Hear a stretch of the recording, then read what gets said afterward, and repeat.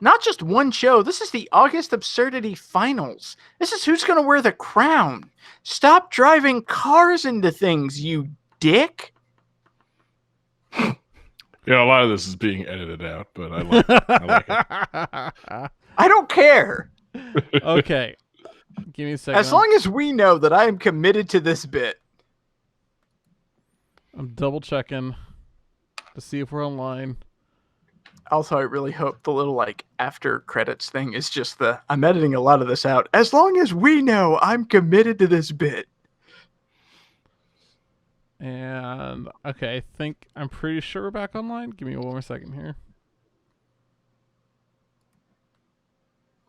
Johnny, there's only so much I can stretch for you. Don't take that out of context. Too late. Okay. Yep. All right, we are. All right, yeah, we're mainly back because I don't need to stretch hardly at all for you. Okay, David. Back online. So, John Harrington says Doom 3. Sadly incorrect. Jesse Moore says Bendy and the Ink Machine, which is correct.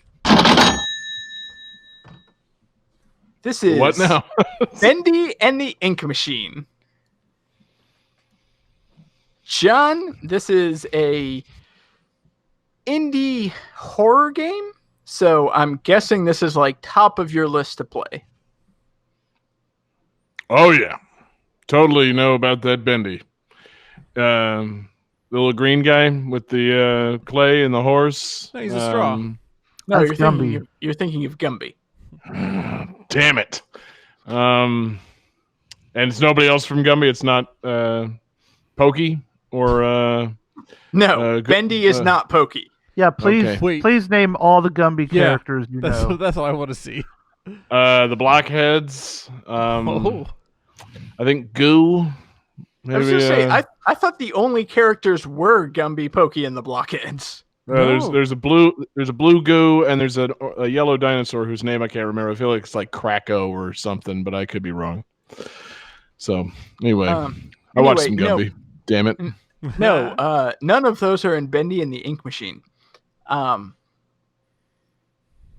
Jesse, have you played Bendy? So I haven't played this game, but I know about it because my daughter has watched videos of people play it, and so that's my exposure to Bendy and the Ink Machine. And yeah, this is one of those. It's kind of like Five Nights at Freddy, where it's a very popular streaming game because. And everybody okay? You're skipping. Yeah, your video froze a bit. Okay, see, for me, everybody's video went black and then just popped back. Am I still skipping? Try refreshing. God. Man, how absurd is tonight? Jesus Christ. It's almost like there's a curse hanging over the game because someone had someone hit with a car last week. Yeah, John. Regan. Wait. So, Bendy and the Ink Machine, it's a first-person adventure puzzle game, but it's also a horror game. I have purchased it. I have not started playing it yet, just because I didn't want the Switch notification to pop up and give anybody any kind of hint this week. But I'm very excited to play it because it's broken up into multiple chapters, and it's basically about this old animator who gets called back to his studio, and the story gets played back in sort of like a BioShock way or Metroid Prime, where you find audio recording tapes to listen to, and that's how it gives you the story. But you're exploring this old antique animation studio after your boss and your friend created an ink machine to create all of these animated characters, because the whole style of the game is based on that 1930s Disney, Fleischer, Warner Brothers rubber hose animation style. So all of the monsters in this game are half 1930s cute cartoon and then half dripping ink monstrosity eldritch horror things. Great. As you explore the studio, the entire game is in a sepia tone. Everything is in tans and blacks. So it has a really unique visual style. And obviously the music, atmospheric and creepy, but also there's those like jaunty, happy, old-timey cartoon sounds.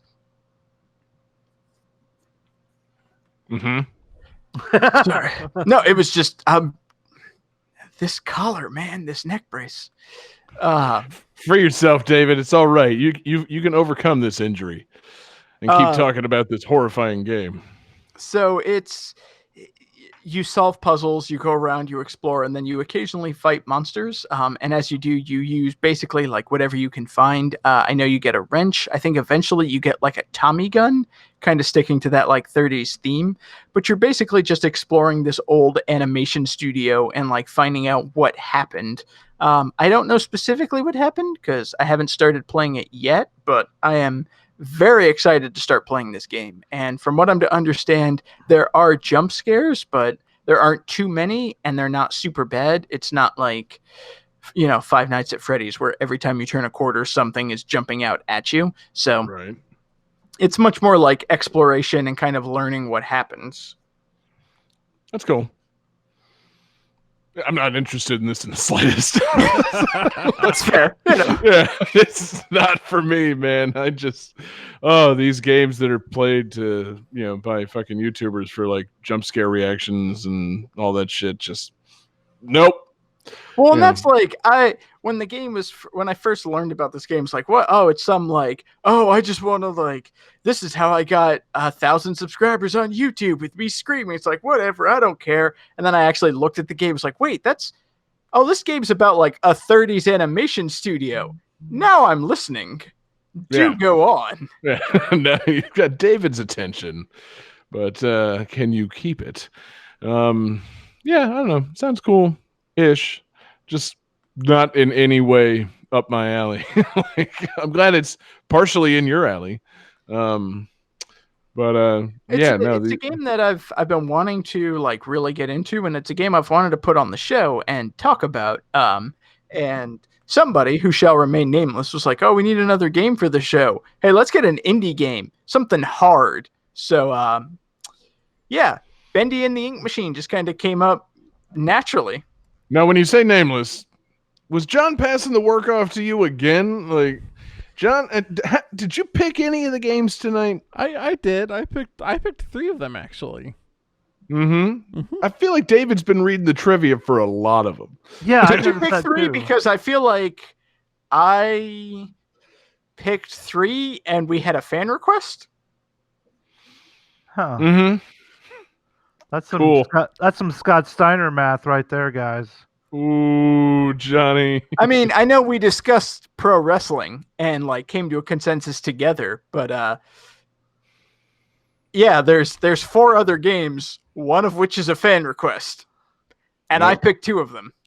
Math checks out. Johnny did his work. I did. Thank you. Jesus Christ. Anyway, I'm gonna move us on to Game 5. Hey, yeah, he's still a host. Game 5.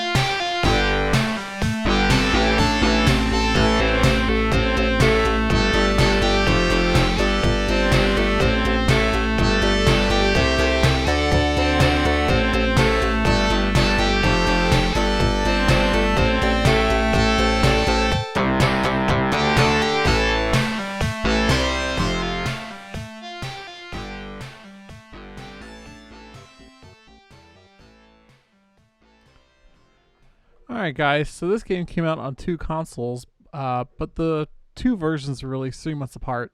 So they shared 7 playable characters, then each had 5 exclusive playable characters.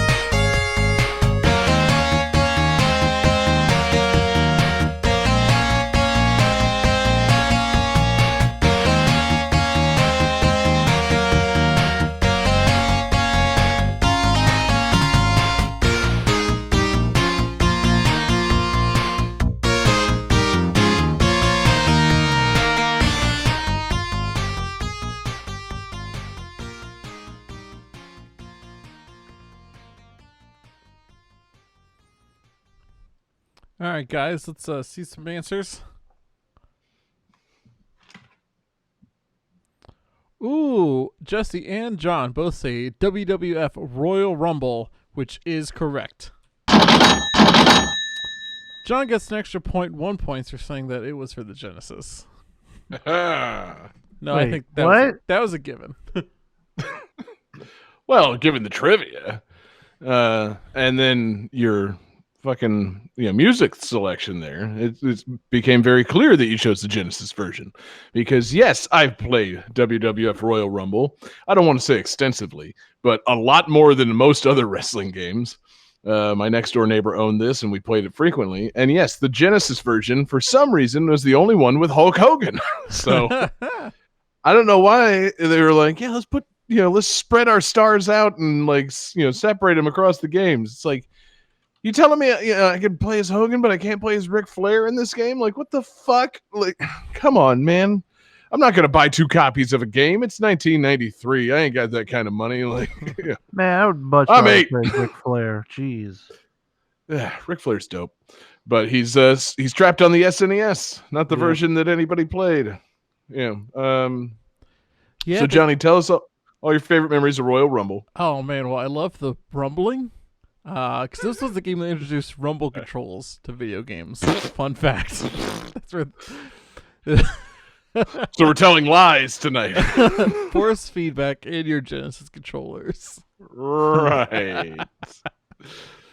No, so I mean, it probably paired pretty well with the Sega Activator, which was like an early force feedback system. But anyways, it did not. There's no chance it worked well with that.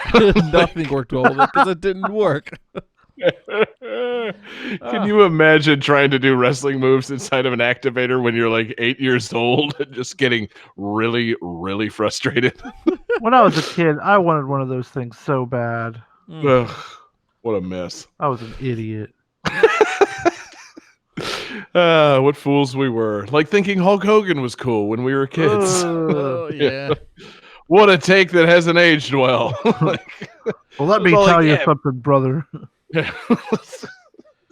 was sitting there jamming out to Hulk Hogan's theme just now, and I'm like, wait, we can't really do this anymore, can we? Fuck. I do believe this was the first WWF game that let you grab chairs from outside the ring, and it introduced like a grapple meter when you're in the middle of grappling. Yeah. You gotta mash that button. Oh my god. Dude, there was such mashing going on. You gotta you'll break your fucking fingers.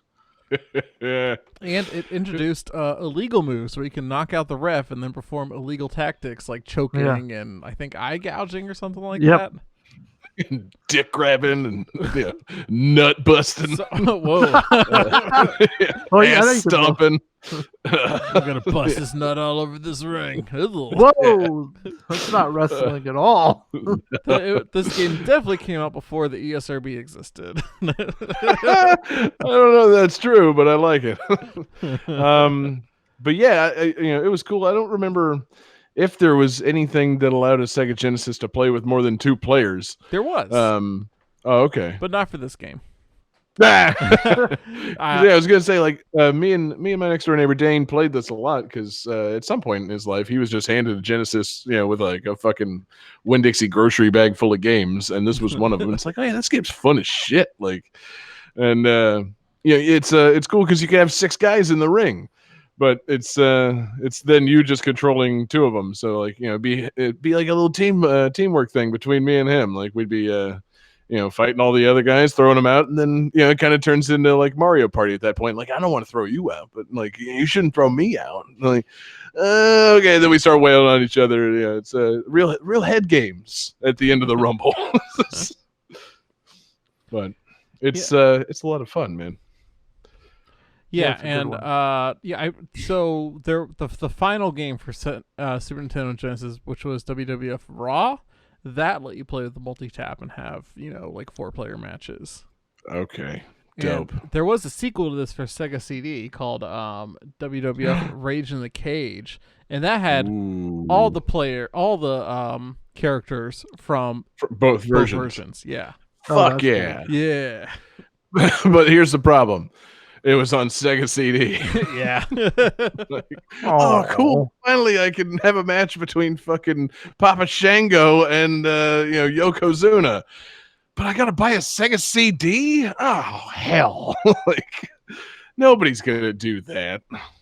But, so, David, who's your favorite wrestler that's featured in WWF Royal Rumble for the Sega Genesis and Super Nintendo? Either one. God damn it! Why am I playing the Johnny role? Andre the Giant. Oh, I'm so sorry, David. Not in I this. think he was dead by then. So he was not in the game. This is a game. Taste, you're asking me a question about a 16-bit wrestling game. Nothing could possibly be more in my wheelhouse. Yeah, exactly. Just think of wrestlers that weren't dead, and you pretty much got it. But Dell coming in with the big. What was the name of this game? Picture. Royal Rumble. Okay. David, you do an impression of a wrestler. It's the easiest one to pick. Macho Man Randy Savage. Yes. Yeah. He was in both versions, and he's fucking dope. Oh, yeah, David. Yeah. Let us all go around the horn and do some Macho Man work. Johnny, give us your Macho Man. Or your Razor Ramon. Get in the ring with me, the bone saw. Good try. God, I wish I was dead. Wow, that impression really didn't do it for Jessie. Johnny, I believe what you were trying to say is, who's ready to get into the ring? Bonesaw is ready. Hell yeah, dude. That's a classic fucking line. Johnny, you really could have just followed back on the old step into a Slim Jim. Oh, son of a bitch. Why not? Oh, yeah. You fool. Trying to pull a Bonesaw quote. Man, I'm so glad no one tried to do Yokozuna. Nope. I know better than that. Man. Jessie, who the fuck is Papa Shango? God, I'm trying to. I think he's the guy who turned into Godfather. Okay. Yeah, that's right. So he was Papa Shango first, and then he changed his gimmick to a pimp, and then he changed his gimmick from that to the Good Father, which was like a pimp, but he didn't pimp hoes anymore, and he was anti-pimping and the Good Father. really into censorship and his character is that he was a loving father. Yeah. Oh, God. Okay, yeah. John, I think you're looking up characters in this game, which makes you want to go. No. I just remember Papa Shango, and it's like I remember scrolling through. It's like, all right, Macho Man, IRS, Papa Shango? Like, whom? I don't watch enough wrestling to know who the fuck that guy is. But anyway, yeah. So I just remember being confused because it's like, like I don't remember if he had like a jungle gimmick, or like a voodoo thing. It's like voodoo, Yeah, or witch doctor type thing. See, that's a good gimmick. That I feel like that needs to make a comeback. There needs to be more magic in wrestling these days. Let's see, well, Finn Balor can turn into a demon. The demon. Like Bray Wyatt can turn into the Fiend. Yeah, I don't like that. You don't like the Fiend? Oh my God, he's the best. Is that just where he walks on his hands? No. It's this new thing where, first of all, he's like got his own like children's show called like the Firefly Funhouse. Yeah, but then like he does like really creepy stuff, and then like he'll show up with this crazy looking like evil like demon clown mask, and like he'll fuck up people. Okay, so I thought it was just him doing like a spider walk for some reason. No. He used to just be like an Appalachian cult leader. Okay, yeah. There need to be more cult leaders in wrestling. Wrestling's great. It is. It's a lot of fun. I like to move into our lightning round that we prepare for tonight. Yes. Lightning round. So our final game was WWF Royal Rumble. I prepared a list of about 30 wrestlers. Oh, Jesus. Some of which were in WWF Royal Rumble and some of which weren't. We're just going to go through, and I'm going to give you a wrestler name, and you tell me if they're in WWF Royal Rumble for either the Sega Genesis or Super Nintendo. So is this going to be like a 30-point lightning round? No, this is going to be a sudden death lightning round. First to get one wrong loses. Oh, no. That's how I like to run my lightning rounds. Oh, Jesus. I had... All right. No, go ahead. No, David, do you have thoughts? Yeah, I sent you a message saying, do we have a lightning round? Because I have a single question elimination lightning round. And then you decided to do this. I did not see that, so we can do yours instead if you I like want. this one better. I like this one better. Yes, I was going to say, I like this one pretty good. I don't feel like I'm going to get one of these wrong. Oh, no. All right, well, so I'm going to flip a coin, and Jesse, you're going to go first. Oh, shit. Bret Hart, was he in WWF Royal Rumble? Yes. Correct. All right, John, Stone Cold Steve Austin. Of course not. Okay. Jesse, The Undertaker. Yes. John, Shawn Michaels. Yes. All right, Jesse, Mr. Perfect. Yes. All right, John, The Rock. No. Correct. Jesse, Mick Foley. No. All right. John, The Ultimate Warrior. No. All right, Jesse, Triple H. No. John, Axe.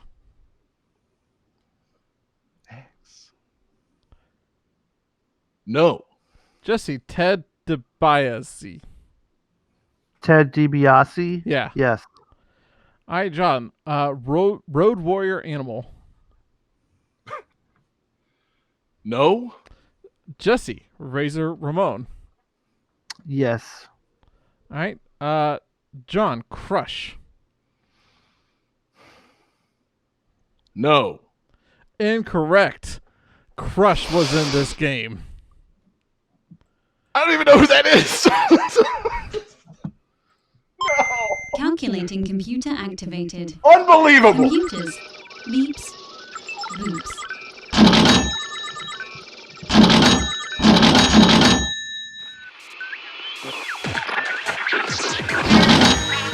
What? Oh my God! Oh my God! I don't believe it. That's David Fleming's music. That's What the David. fuck is this? He's got a briefcase.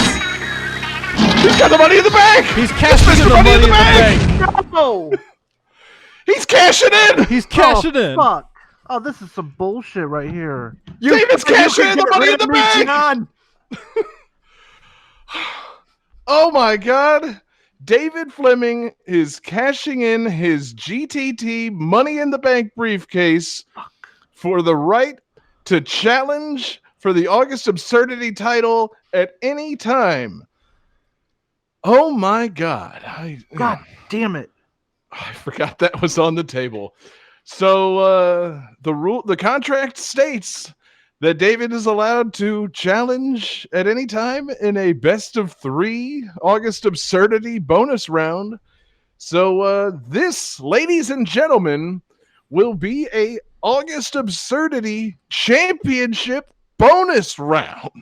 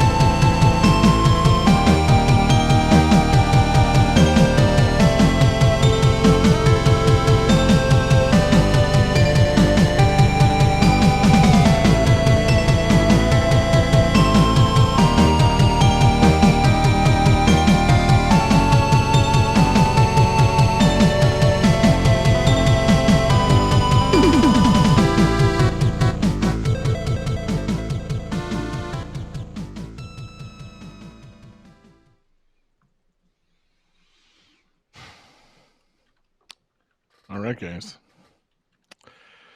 What new mechanic in this game allows the player to recharge their energy faster?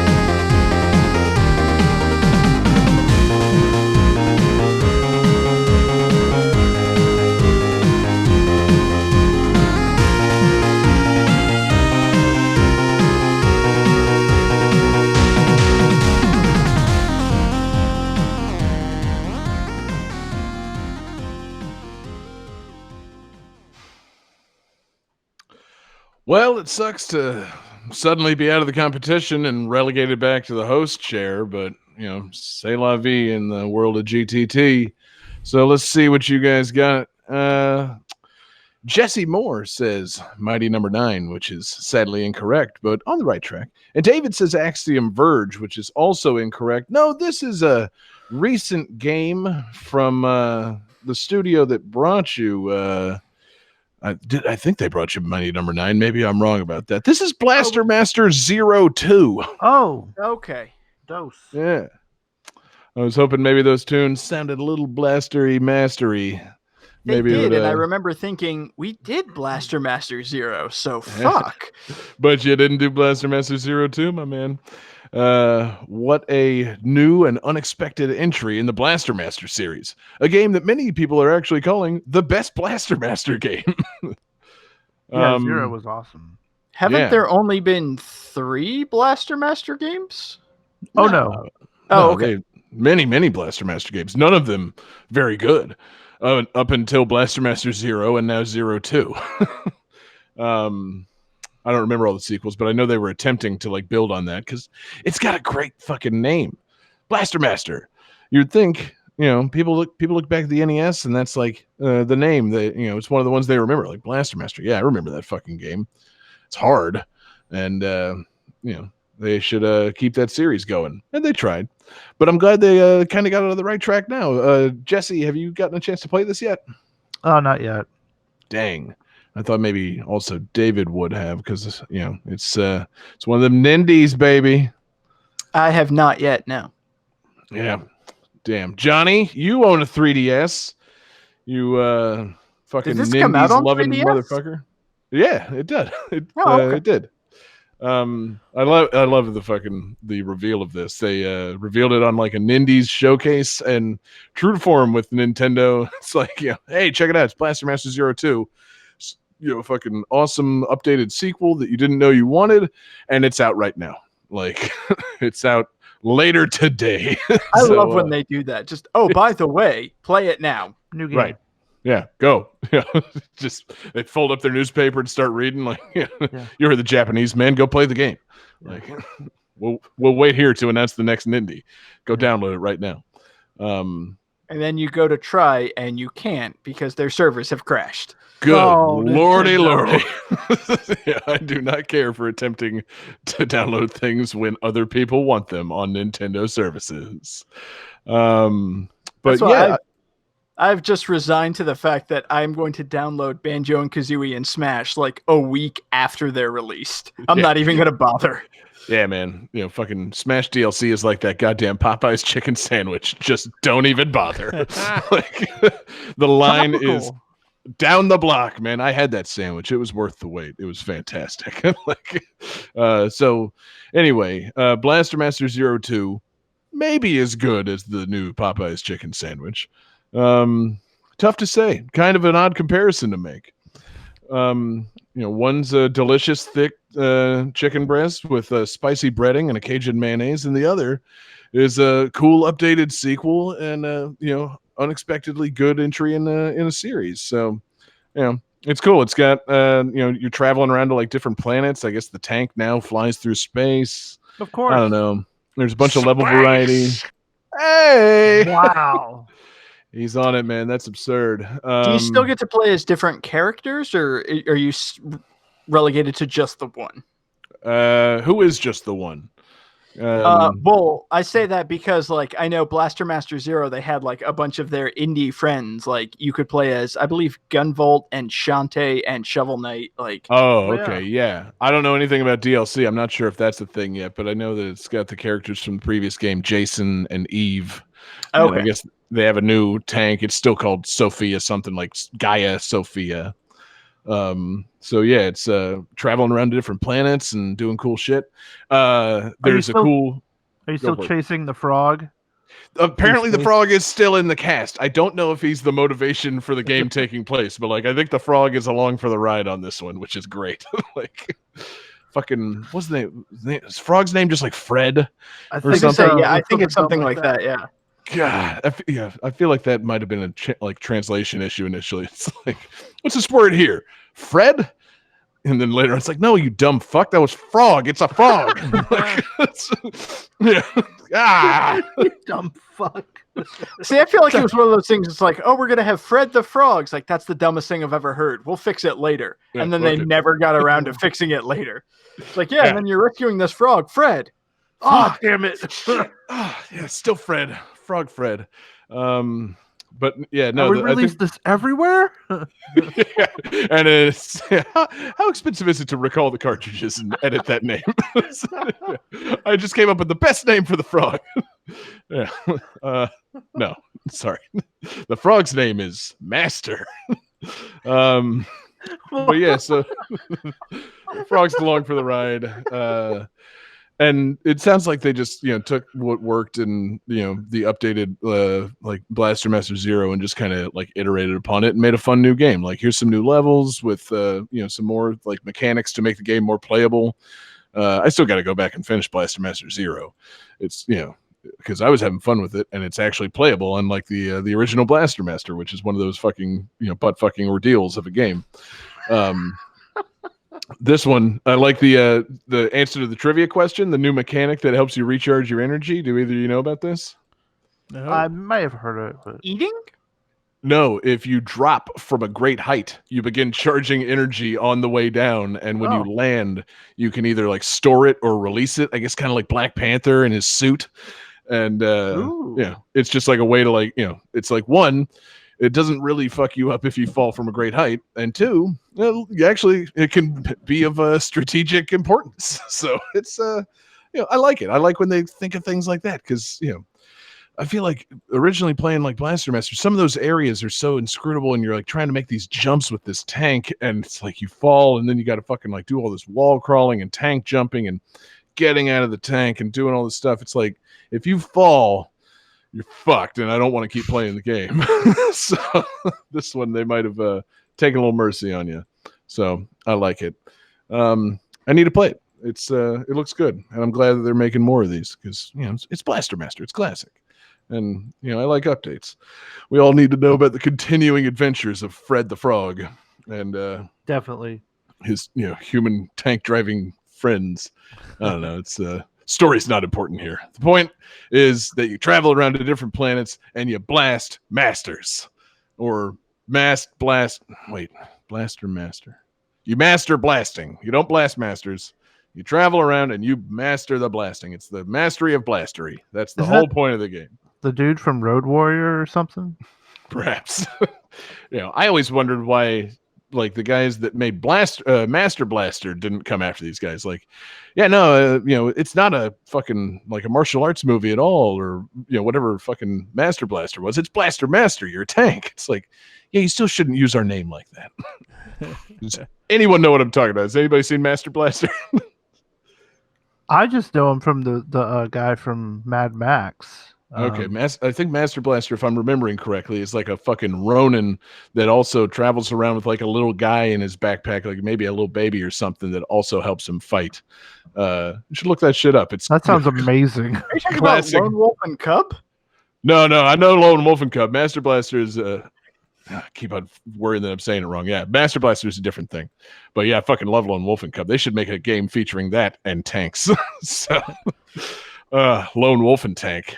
But anyway, Blaster Master 02 looks dope, and I need to play it.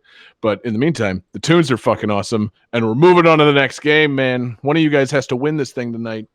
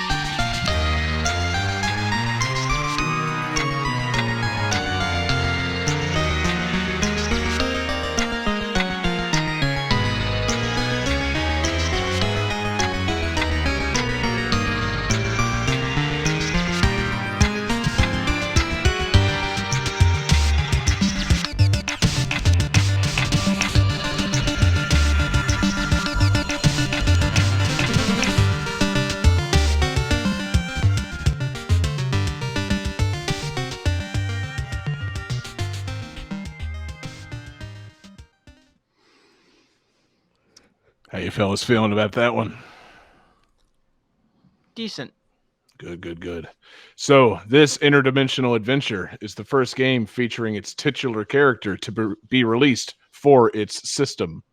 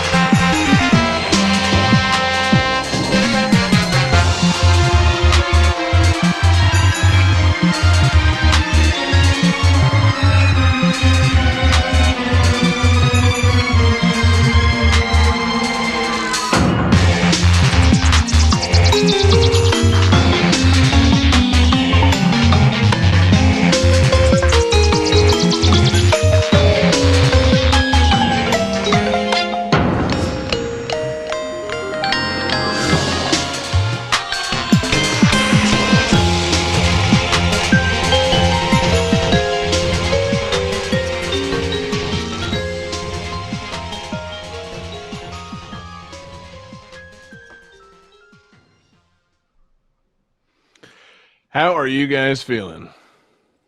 Awful. Not Oh, great. no. Oh, no.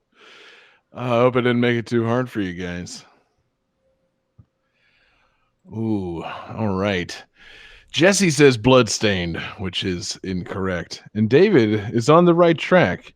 He says Mario and Luigi partners in time. No, I gave you a little hint there in that trivia with interdimensional adventure. This is Super Paper Mario for the Wii. Shit. Well, and that's can you read that trivia again? This interdimensional adventure is the first game featuring its titular character to be released for its system. Damn it. Okay. See, first I got confused. I thought you said like titular system. So I was looking at like games that had like Switch or something in the title. My bad. I shouldn't have said tit system. But yeah, I just remember this being the first Mario game released for the Wii, and we were all hyped for that, right? Like, we got those Wiis, and we love our Wii Sports, and where is Mario? I remember this game being pretty fun, though. This game was fun. I enjoyed the hell out of this game. I'm not down on this game. I'm just saying, like, it was not the first Mario game you expected for the Wii. It's like, oh, okay, cool, yeah, I'll rent that a couple of times, but like, I could use a 3D Mario or maybe a little Mario Kart action. Where you at on that, my Nintendo guys? I remember a lot of people being pissed at this game because it was too Paper Mario for the Mario crowd, but it was too Mario for the Paper Mario crowd. Yeah. Right. It was an action RPG. Yeah, God forbid. Yeah, it was an RPG with light platforming elements. Ew. Nobody likes that. No, I played it a little bit. I was working at Blockbuster at the time that this came out, and I rented it for free a couple of times, and it was fun. I've never really gotten into a whole lot of these Mario RPGs, so I feel bad about that because I know they're fun and bright, and just I don't know the Mario games that are most humor filled in the entire franchise. So I'm trying to remember, what's the story here? There's you can move between dimensions, obviously 2D and 3D, and there's an evil Count Black. Yeah, and I mean, I don't want to get too far into it for spoilers, but I really enjoyed this David, story. the game is over 10 years old. Go as deep as you want, my man. Yeah. Well, because there's... If you insist. Balls deep. Well, because like you're trying to stop Count Black, who's like the main like evil villain, like blah blah blah. And it's been a while, but if I recall, he's not the end villain. Like he redeems himself, and one of the other characters turns out to be the main villain. I definitely remember. I think her name was Mimi. She's kind of like a duplicate. Like she can duplicate or like shapeshift, and I remember because she takes the form of like a cute little girl, and then in your boss fight she like flips over and grows spider legs and turns into this horrendous monstrosity you have to fight, and I remember that fucking me up. Yeah. I'm trying to remember the things I do remember. I was gonna say if there's a fucking heel turn at some point in the game, my money's on this guy Bowser. I don't know if you know this guy, but he's got a bit of a history with these Marios. And they don't get along all that often. They only really work together in Paper Mario and RPG games. Right. This is the game that introduced the mysterious Count L, the like evil doppelganger of Luigi, who is because like Luigi gets like kidnapped and brainwashed by the villains, so he becomes, I think his name is Count L, and he's wearing like all black with a green cap and like a little domino mask, and he's like, you know how Luigi has been portrayed as kind of this like bumbling coward and everything, like Count L or Captain L, whatever his name is. Count L? It might even be just Mr. L. He's Superman. He's like, he will fuck you up. Like he's just this super competent badass. And then like eventually you rescue him and he becomes Luigi and he joins your party. So wait, somebody hypnotizes Luigi into competence and then you rescue him from it? Yeah, basically. Can't have that. That's really funny. The only thing a guy I can remember is like some lummoxy. His name was like Chunk. Oh yeah. Yeah. There's Count Black, there's Mimi, there's Mr. L, Count L, whatever his name is, and then there's like Chunks or Chucks, who's like, he's big, and I don't remember if they gave him like a stereotypical Irish accent, but I feel like they did because he's got like the giant red beard and he just like he's like a brawler and just throws things everywhere. Yeah, no, I remember that guy. It's like, oh, that's kind of funny looking. But he also has a giant beard. Like, I like this guy. I'm okay with him. But yeah, it was fun. Like, as we're talking about it, more of it's coming back. And I remember the last chapter, you have to go into like basically hell, and everything is like pitch black, and like it's like a super dark, gloomy world and everything. And it's like the afterlife, but they call it's the underworld, and it's where you go after you fall in the pits and everything. So they call it underwear. I get it. Because it's still a Mario game. Yeah. Yeah, no, I mean, I like it. And, don't you get like little fairies or something that give you your powers for the game, like pixies that I feel like you don't get like partners like you did in Paper Mario. You get these little like pixies, and they can do different things. Like one of them is a bomb, so you can basically bomb anywhere. One of them is like a hovering platform, so you can use them to like cross gaps. I like it. Yeah, this game had some cool shit, man. These are all like good ideas and like fun, implemented in fun ways. Like, it looked good too. Yeah, it looks just great. like the main gimmick of the game where you're in like a 2D level and at any time you push a button and it turns into a 3D level was the coolest thing to me. Yeah, that's neat. No, and even it's just something as simple as that. Like, here's world 1-1, and now press a button and you see it in the third dimension. It's like, whoa, hold up, man. So like these pits are a little different than they look. The blocks, maybe there's other blocks behind them that you've never noticed before. Like, it's like it's just one of those simple things that like back then just kind of blows your mind. Like, okay, yep, charming, and it'd be, even if they just made Mario, like a Paper Mario RPG game set across, I don't know, just a selection of actual old Mario levels, like Mario Brothers, Mario Brothers 2, 3, whatever, and you could just flip them into that next dimension. It'd be like, yeah, okay, this game is fucking worthwhile. Like, I like doing this. I think it was one of like the first puzzles, but it always stuck out to me. Like, you're going through the world and you come to this giant pit that you can't jump across. But once you turn 3D, you realize like part of the background is this super tiny, slender bridge, like over the back that you have to like go across. And then just switch back and everything's fine. Yeah, I love it. Yeah, it's just fucking creatively made and creatively designed. I think it's cool. And it's got great tunes. I didn't fucking take down the composer on this one. So I was just about to ask if you knew who it was. Shit. It's not easily found on the page that I'm on. That's troubling to me. I'll have to edit that in post. So thank you to the Atlanta Falcons for composing Super Paper Mario. No, it's composed by Naoko Mitome, Chika Sekigawa, and Yasuhisa Baba.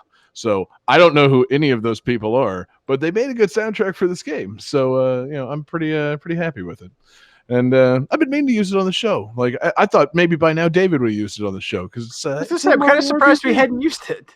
Yeah, it's one of those ones that just kind of got forgotten. Like, it doesn't stick in your mind like the like some of the later ones do. The Mario and Luigi games, the handheld ones. It's just like, oh yeah, that was the first fucking Mario game on the Wii. Like, I'd forgotten. So yeah, what a time, man. What a time. So that's 2 strikes, fellas. It's time to move on to our final game of the night.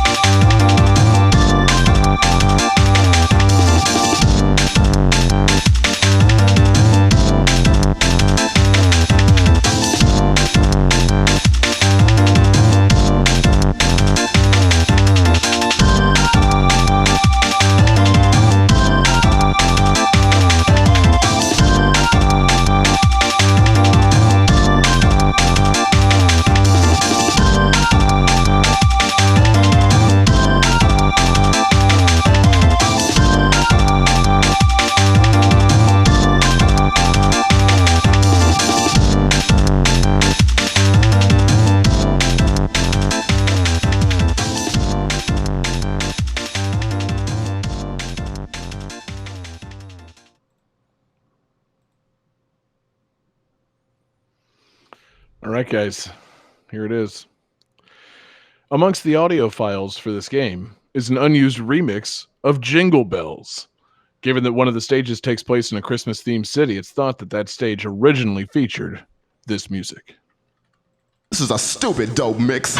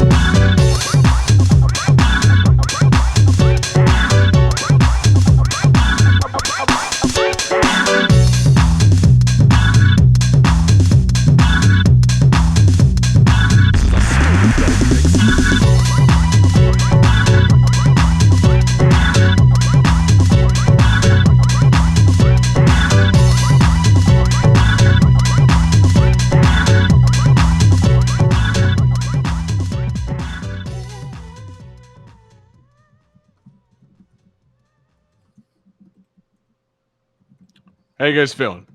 I'm feeling upset. Iffy. Oh, really? Well, let's see some answers. Ooh, Jessie says No More Heroes 2, which is incorrect. David has the correct answer. This is Street Fighter 3. And that's why I'm upset, because I have been waiting to use this game myself. Specifically, this is Street Fighter 3 Third Strike for the Dreamcast. Oh. Because it's Sean's stage that's at Christmas time, isn't it? Yes, Sean, the Brazilian guy who's trained by Ken but fights in Christmas, New York. Ooh. Yeah, Street Fighter 3 was a weird game. I'd watch that Home Alone. One Brazilian man fighting off two robbers. Not really as captivating as the as like a kid doing it, but hey, probably pretty good. But yeah, man, it's Street Fighter 3, the most beloved game in the Street Fighter series by far. Like everybody loves Street Fighter 3, right? Oh yeah, it kicks 2's ass. Agreed. Never played it. Street Fighter 3 is weird because it's technically like the best. And when I say technical, I don't mean like some semantic bullshit. I mean like on a like mechanical level, like it's possibly the best Street Fighter game ever. So the like hardcore tournament scene loves this game, but it's not very beginner friendly. So most people really don't care about this game. So like it is and isn't a beloved Street Fighter game. That's complicated. I feel like it it did a lot for the series. I mean it added a lot of stuff. Like you said, it's not user friendly at all. It's got, fucking like super arts and EX specials and parry attacks and high jumps and all kinds of crazy shit. And then when it first came out, the only two characters that carried over from the original series were Ryu and Ken. And then here's 10 new characters. Like, and if I remember correctly, I want to say like when they were developing this game, they wanted to have a completely original cast and include none of the characters. And then that finally, gone like, over real fucking good. Eventually, one of the executives was like, "No, put Ryu and Ken. Like somebody has to be in this game." For the love of God! God, I wish they didn't do that. I wish they all knew. It was, I want to say it was in like Second Impact that they put Chun-Li, and then in Third Strike they added like one more character. I believe it's flipped. In Second Impact they added Akuma, and then in that's right, Third Strike got Chun-Li. Yes. So yeah, it's it's like, all right, fine. I guess the other Street Fighter characters are still a thing. So I don't know, throw them in. But yeah, in addition to that, I mean, Third Strike also got the beloved characters of Remy and Q. Don't we all love Q? I do kind of love Q just because of how odd he is. Yeah, all the characters are fucking weird. Yeah, but like the weapons developer from the James Bond series showing up in Street Fighter 3, old man, like Q like that. It's a bizarre crossover. I can't believe they did that. Yeah, I thought it was a dude from Star Trek. It might have been him. I feel like it very much could have been Q from Star Trek, but he wanted to mask himself, so he gave himself a steel mask and a trench coat. So yeah, David, you know who this character actually is. He's some man in a mask with a trench coat. So he's like some fucked up flasher guy, right? Yeah. Okay. And I know it's weird because if I remember correctly, he's kind of like the tank. Like he's very slow, but he hits like a truck. And I want to say one of his special moves is he just straight up like leans back and kicks you, just like kicking open a door. He just fucking wrecks you. Oh, I love a good door kick, a good Sparta kick, a good Ganondorf kick. Yeah, you got me wondering, have you ever met somebody in a trench coat and they wound up not being a pervert? Like, I never see people just regularly wear trench coats. You know what I mean? Right. I don't know if it's a sign of the times or if just like the climate we live in, but like nobody in Florida wears trench coats. It just doesn't come up. So, David, you probably see some people walking around in trench coats, right? Not currently, but well, eventually, come like late fall, yeah, they're worn, and they're always perverts, right? I mean, I don't want to generalize and say always, but yes, they are. Yeah. I'll go ahead and make a broad blanket statement, a big trench coating statement. But also besides the trench coat robot pervert, Third Strike also added Makoto, who is cool. She's a little karate girl, and she like gets angry and can get super strong and stuff. So pretty sweet. And then there's all the other fucking wacky characters from this, like the Yang and Young and the guy in the fucking like Mankini and was it Ibuki's in it. I think this is the first one with Hugo. Okay. It wasn't Third Strike. She was actually in the first one. This is the game that introduced Elena, the opposite Balrog, because she's the like African warrior woman who doesn't punch. She only kicks. Oh, okay. Yeah, she's in like the skimpy bikini and does like capoeira, right? Yeah. Yeah. So, at least I know she mostly kicks. I don't know if she only kicks, but I believe she only kicks. It's tricky to kick in capoeira. It's very breakdance fighting. But this game also added my man Dudley. Dudley. Dudley is one dandy motherfucker. I love this guy. David, you got to be you're a Dudley stan, aren't you? You dig on this cat, don't you? Yeah, I like Dudley. I like the fact that one of his taunts is throwing a rose and it will hit you. Yes, he is quite English. I love it. Do you know what his backstory is for the game? Like what his motivation is in Street Fighter 3? I was going to say, isn't it something like he's an antique car collector and like someone steals his car or wrecks one of his cars, so he has to like earn the money to replace his car? Yes, I believe the main villain of the game steals his grandfather's antique car, and Dudley has to fight his way through the game to get back like an Aston Martin. And it's like, seriously, that's what you got? Well, and that's what no other motivation for this dandy man. Like the villain straight up stole his car. Like this villain who's like some fire and ice monster guy also steals cars. Well, and that's what I love. Is like so much of the Street Fighter series gets into like Shadaloo and genetic experiments and like plans to conquer the world. And then eventually there's one that's like, no, motherfucker stole my car. I want that back. I'm going to fuck him up. I don't care who I got to fight on the way. I'm going to beat all your asses. in the most positive, genteel way. Yeah. Throwing roses, I don't know, spilling tea on people and boxing with them.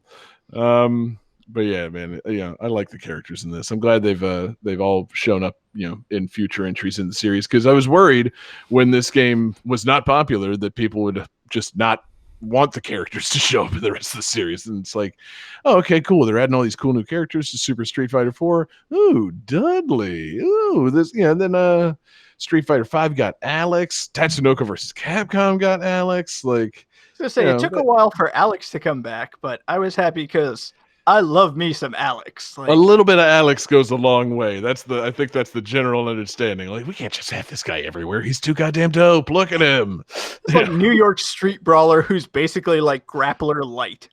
Yeah. Can't have that guy in every game. He'll be the best. But yeah, man. What a fucking game. I also love that when they brought in Hugo, because certain characters had like unique introductory screens and everything. And Hugo and Alex were straight up Andre the Giant and Hulk Hogan, like stare down and then bounce chests off each other. Okay. Well, I greatly like that. I guess, man, is Hulk Hogan uncanceled because of how much I like Alex? No, because I mean, Alex is not Hulk Hogan. Hulk Hogan, like, no. Alex, though, is cool. And if he does if he does positive things that are Hulk Hogan-esque, we can approve that. Right. God, I can't wait till Alex's sex tape comes out and destroys a website. It's going to be fucked up, man. Is he also going to do Bubba's the Love Sponge's wife? Yeah. Who's the Street Fighter universe Bubba the Love Sponge that lets Alex fuck his wife? E Honda? There it is. Yeah. Oh God, fucking E Honda the Love Sponge? Honda the Love Sponge. Are you in the Honda army? Oh God. Put that sticker on your truck. E the Love Honda. Ew. I don't like any of this. Whole thing or makes Rufus. No, actually, it's Rufus. Yeah. Rufus the Love Sponge. There we go. Episode title. Yep. And or shirt. Yeah. Oh, it's coming. Yeah. Like Alex and Rufus's wife. But anyway, what a fucking game. What a disgusting note to end on. Yeah. As crazy as it is, Johnny, I think it's time to start once again the calculating computer. Calculating computer activated. Computers, beeps, boops. Scoring complete. This game's winner is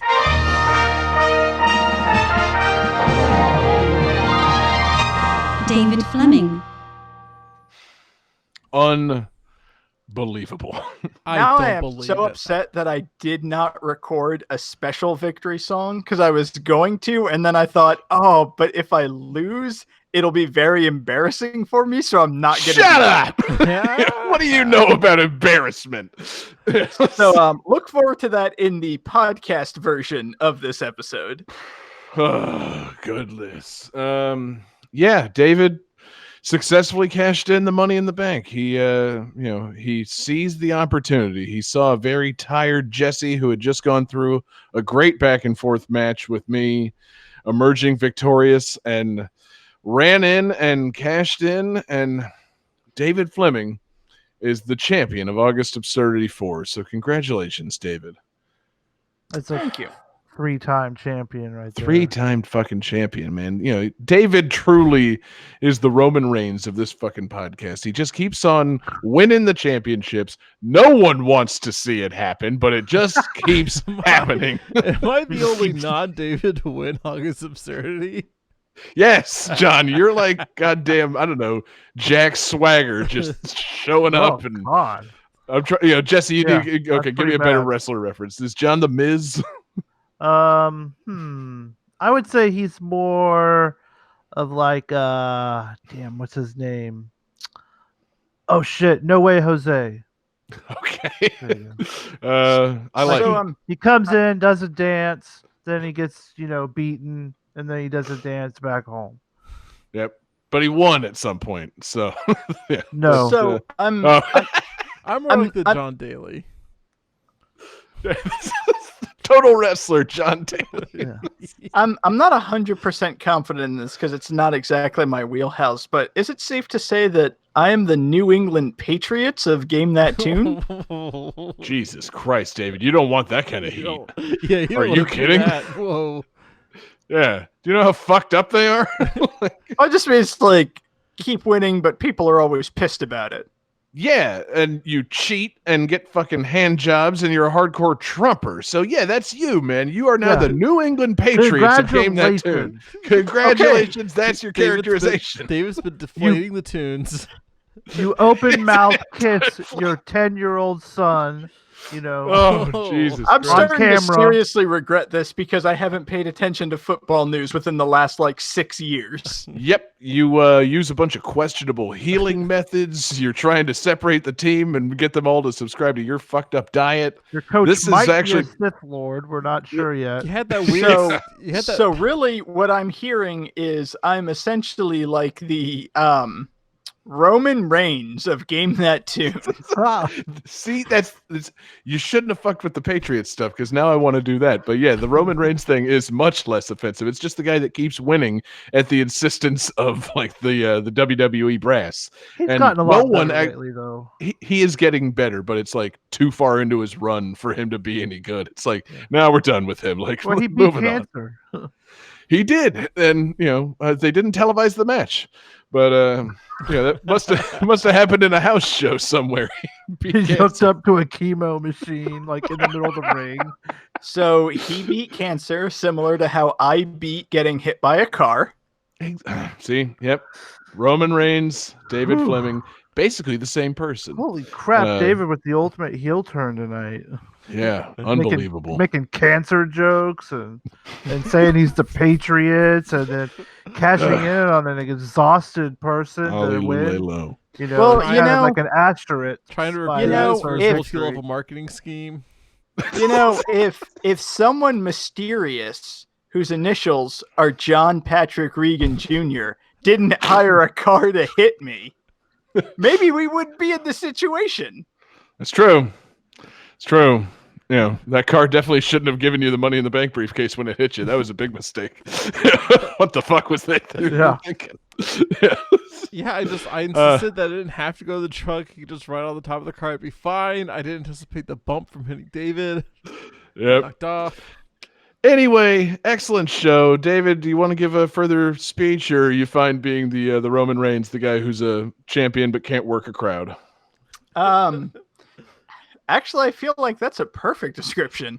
Yeah, it really is, man. You're not good at in-ring mic work, but you got some athleticism to you. So I do want to say it was a very interesting August Absurdity this year. Between Johnny deciding to reschedule matches and insisting on his kingly authority, to that mysterious car striking me, to some really good matches. And I have to give a lot of credit and a lot of props to Jessie. I am not going to sit here and talk about how I stomped all over you and was the best. No, that final round was hard. And I barely squeaked by it. You are a hell of a combatant. And I think it's important that we remember Jessie was our first Absurd King. So props to him. Indeed. Wait. No, you won April Absurdity. Oh, April. That's right. Yeah. Right. Okay. That thing. The one we did once. Yeah. So it's time to bring back even more absurdities. So, look forward to, the return of Holiday Absurdity or something like that coming up at some point. I gave that too. October Absurdity. Yeah. Christmas chaos. Exactly. That's good shit, damn it. Yeah, that good November nonsense. Yeah, I like that. Yeah. February Absurdity. No, I still love our Holiday Absurdity, where it's just absurdity with H in parentheses in front of it. Yes. Oh, yeah. But anyway, thank you everybody for listening. What a fucking month it's been. What a fantastic show. Fantastic series of shows. thank you everybody who's been watching along live with us. We're live every Wednesday night, YouTube, Twitch, and Facebook. We appreciate you guys joining along, chatting along with us. Hit up our Discord server. You can find the link at GameThatTune.com. Thank you to everybody listening in podcast form. Our podcasts come out on Wednesday mornings. They're available wherever you want your podcast. Just look for us, find it, listen to it, love it. And thank you so much for listening. Thanks to everybody checking out patreon.com/GameThatTune. It is the home for awesome exclusives. It's the home for GTT Gems, the 30-2010 of video game music. It's the home for Jessie's Covered Up series, occasional mixtapes, behind the scenes nonsense, access to our phone number to leave voicemails for the show. All kinds of fun stuff going on over there at Patreon. So, we really appreciate you guys checking us out there. Special thanks to the super fan tier producers, Alex Messenger, Lance Revere, Damian Beckles, Bradford Stevens, Daniel Perky. What a great bunch of guys. And thank you to Dell for our request tonight. He hit us up, I guess, in the Discord server. So hit us up there with your requests. Hit us up, GameThatTune@gmail.com. Hit us up on Twitter at GameThatTune. Hit us up individually on Twitter. I am on Twitter at JGangsta187. You can find John Regan on Twitter at JPReganJR. You can find Jesse Moore on Twitter at Sega_legend. And you can find David Fleming, Mr. Money in the Bank, our August Absurdity champion, on Twitter at DFD Fleming. All right, David, you've got the August Absurdity bonus tunes. Take us home, son. So I wasn't sure if I was going to win, so I didn't want to have anything too bad, but I did want to go out with a champion song. So this is one of my favorite champion songs. It's the Versus Victory from Dr. Mario. Fantastic, man. What a month. Thank you, everybody, again for listening. Peace out, everybody. David, don't stop recording.